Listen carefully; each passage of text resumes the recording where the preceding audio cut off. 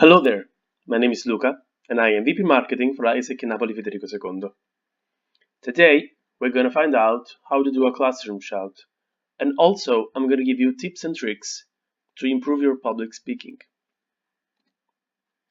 First of all, what is a classroom shout? A class shout is a brief presentation about ISEC or our products that you do at the beginning of a lecture.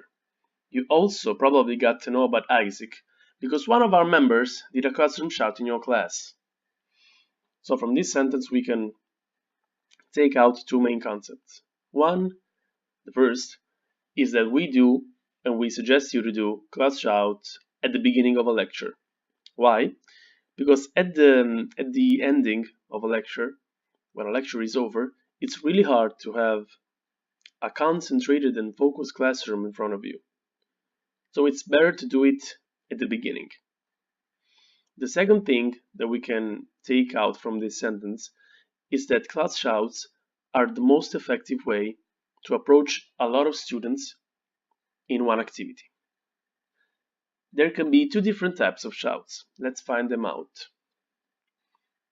Let's find out the difference between a sales class shout and an awareness class shout. An awareness one is useful for general presentation about ISEC and to give an overview of what we do. So what we expect from an awareness class shout, we expect visitors on the website. How is an awareness class shout made? By an attractive introduction, by explaining what ISEC is, so our why, our how, and how ISEC is connected to SDGs. During an awareness class shout, you can speak about global volunteer in general, global talent in general, global entrepreneur in general, or the three of them at one time. And don't worry about the first part, attractive introduction, because we're going to talk about it in a bit. So don't worry. A sales class shout is useful for selling concrete opportunities in the class, maybe some weeks after an awareness shout.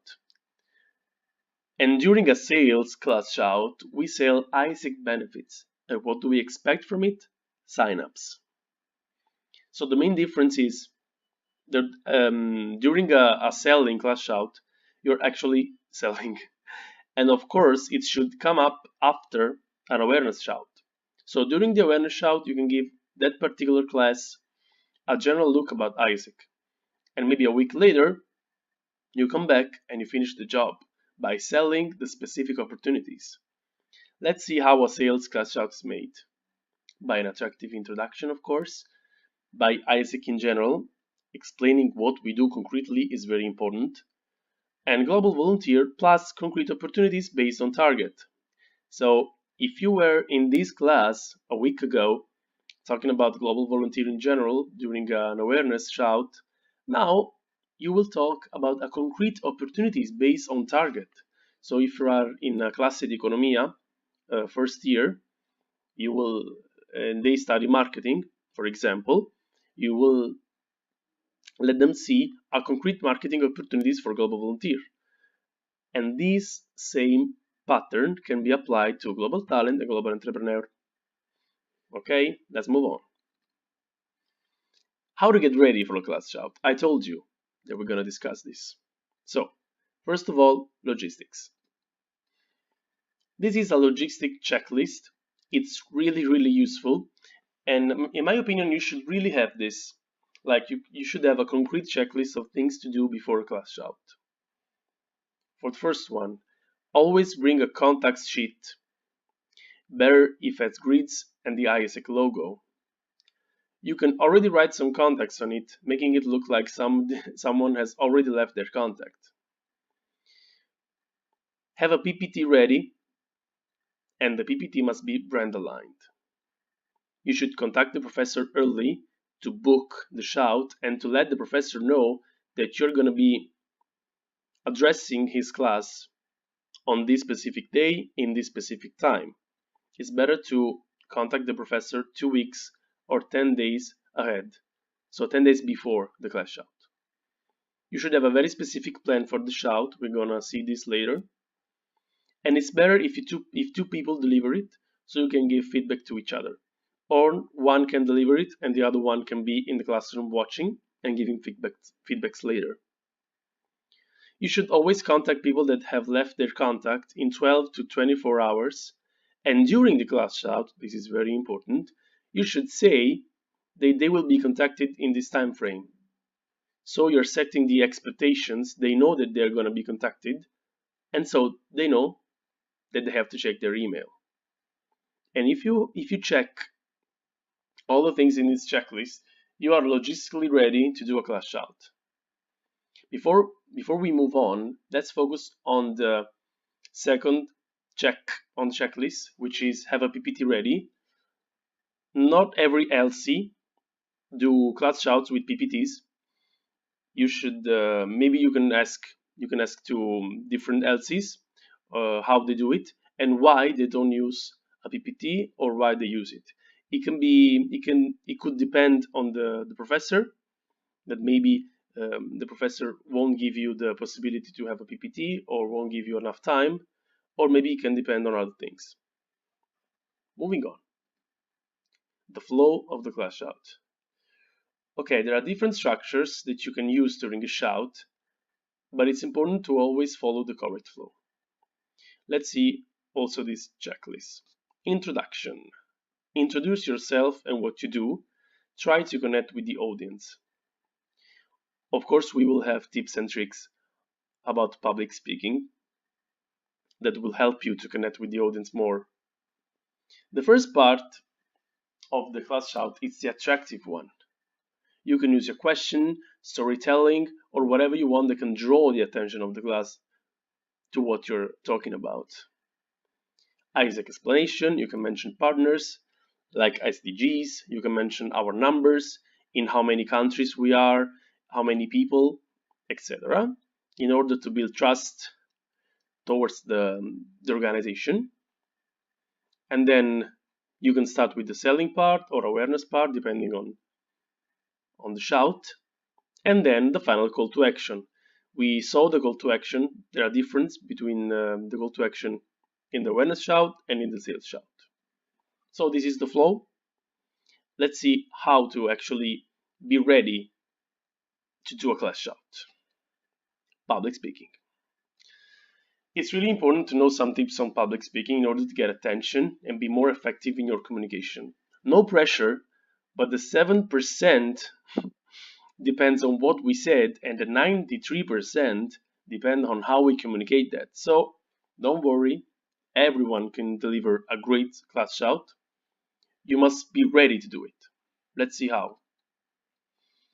This is very important. Eye contact is very important because it opens a communication channel between you and the classroom, so the people that are actually watching you.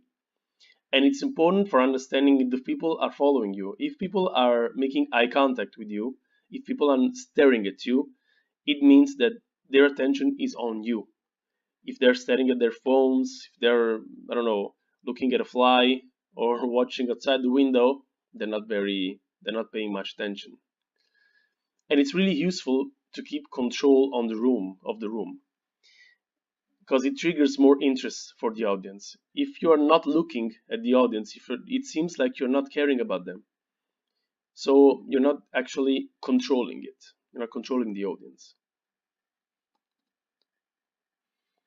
This is a yes or no checklist regarding eye contact. You should always stare at different people for 2-3 seconds. Like, don't focus on one person or one part of the classroom or one group for a long time. Otherwise, the others won't feel engaged in what you're saying. You should stare at different people for 2-3 seconds and then move on to different people for 2-3 seconds. You should watch in the middle of the audience. And another suggestion that I have is to actually look through the whole class, like look at the end of the class, so that everyone will think that you're staring at them, but you're actually staring at one point at the end of the classroom. I hope that you get it.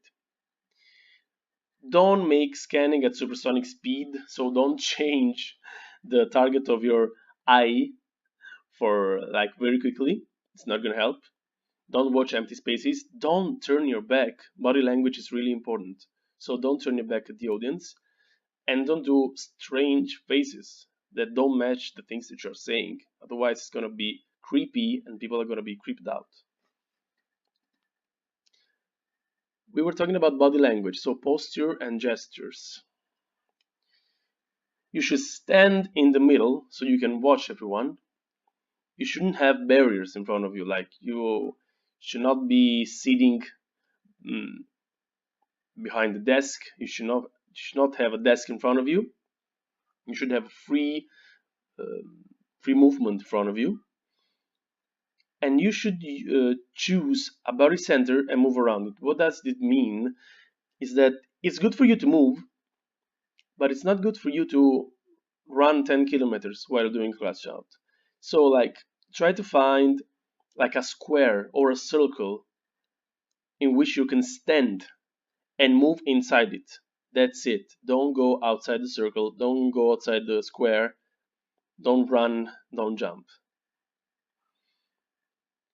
And about hand gestures, they're not a disturbance factor but a useful weapon, because hands really go with the things that you're saying, and they can support the things that you say. Voice. So in order to keep the attention high, you should always try to change your voice tone. And I'm gonna be talking like this during a class shout for the whole time. Like you don't want to be monotone, but maybe you want to change the pace and the pitch of your voice in order to keep the crowd pleased with what they're hearing, and the attention is gonna be really high. So the public, the hardest part maybe. People are shy. They don't know you. You're just someone that is standing in a class talking to them. So how do you build empathy? How do you make them trust you? You should start with ice-breaking questions that have yes or no answer, or maybe questions that can make people raise hands. Also simple one, like chi di voi sta studiando per gli esami? Alzate la mano. This is a really simple question, but people can really emphasize with the things that you said, because they are actually studying for the exam, so they will raise hand without even thinking about it. Chi di voi pensa che l'università basti per la crescita personale? Chi pensa sì e chi pensa no? This is another interesting question, because it actually makes them think. They are thinking about the answer without even noticing it.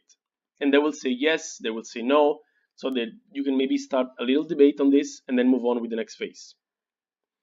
Don't pass negative emotions. Don't talk about how university is hard or how the exams are hard. Don't talk about negative things, because negative things lead to negative emotions, and negative emotions don't lead to people being happy. And you don't want to emphasize with negative emotions. Otherwise, they will always keep in mind that ISEC is linked to negative emotions. Be happy, cheerful. Teachers can be a secret weapon. When you talk with a teacher, like I said before, 10 days before, a week before the shout, ask for help.